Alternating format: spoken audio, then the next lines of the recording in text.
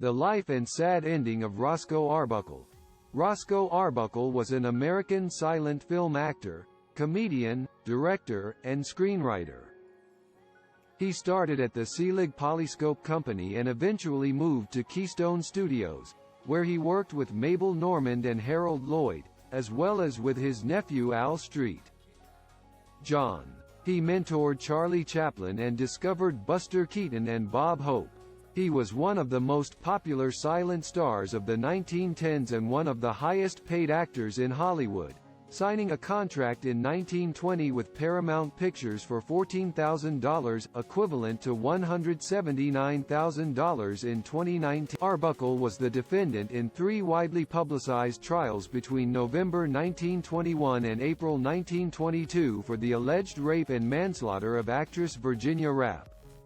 Rappe had fallen ill at a party hosted by Arbuckle at the St. Francis Hotel in San Francisco in September 1921, and she died 4 days later. A friend of Rappe accused Arbuckle of raping and accidentally killing her. The first two trials resulted in hung juries, but Buster Keaton testified for the defense in the third trial, which acquitted Arbuckle, and the jury gave him a formal written statement of apology. Despite Arbuckle's acquittal, the scandal has mostly overshadowed his legacy as a pioneering comedian. His films were banned by motion picture industry censor Will H. Hays after the trial and he was publicly ostracized. Hays lifted the ban within a year, but Arbuckle only worked sparingly through the 1920s. Keaton made an agreement to give him 35% of his profit from Buster Keaton Comedies Co. He later worked as a film director under the pseudonym William Goodrich. He was finally able to return to acting, making short two-reel comedies in 1932-33 for Warner Brothers.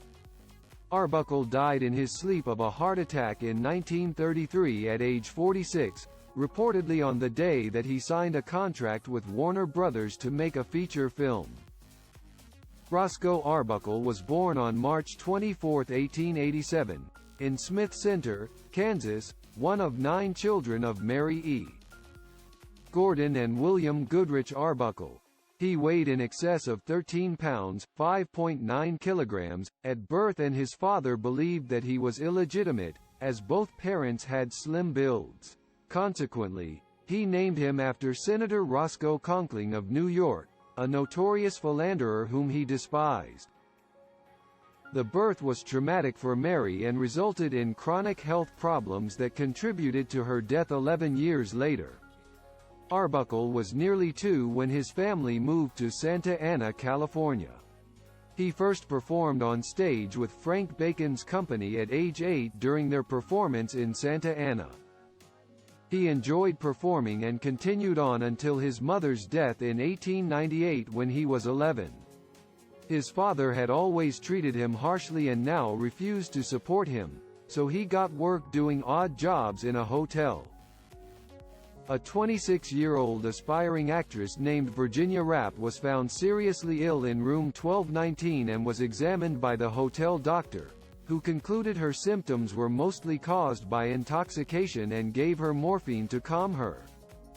At the hospital, Rappe's companion at the party, Bambina Maud Dalemont, told Rappe's doctor that Arbuckle had raped her friend.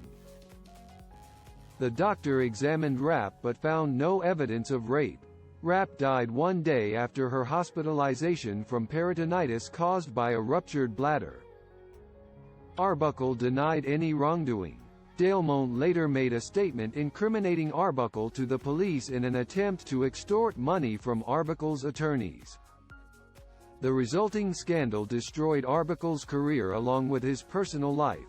After the trials, Hollywood shunned Arbuckle, and he could no longer find work. In November 1923, Minta Durfee filed for divorce, charging grounds of desertion. Arbuckle married Doris Dean on May 16, 1925. Arbuckle tried returning to filmmaking, but industry resistance to distributing his pictures continued to linger after his acquittal. He retreated into alcoholism. In 1929, Doris Dean sued for divorce in Los Angeles, charging desertion and cruelty. On June 21, 1932, Roscoe married Addie Oakley Dukes MacPhail, later Addie Oakley Sheldon, 1905–2003, in Erie, Pennsylvania. In 1932, Arbuckle signed a contract with Warner Brothers to star under his own name in a series of 6 two-reel comedies, to be filmed at the Vitaphone Studios in Brooklyn, New York. The Vitaphone shorts were very successful in America. On June 28, 1933, Arbuckle had finished filming the last of the two-reelers, 4 of which had already been released. The next day he signed a contract with Warner Brothers to star in a feature-length film. That night he went out with friends to celebrate his first wedding anniversary and the new Warner Brothers contract when he reportedly said, "This is the best day of my life."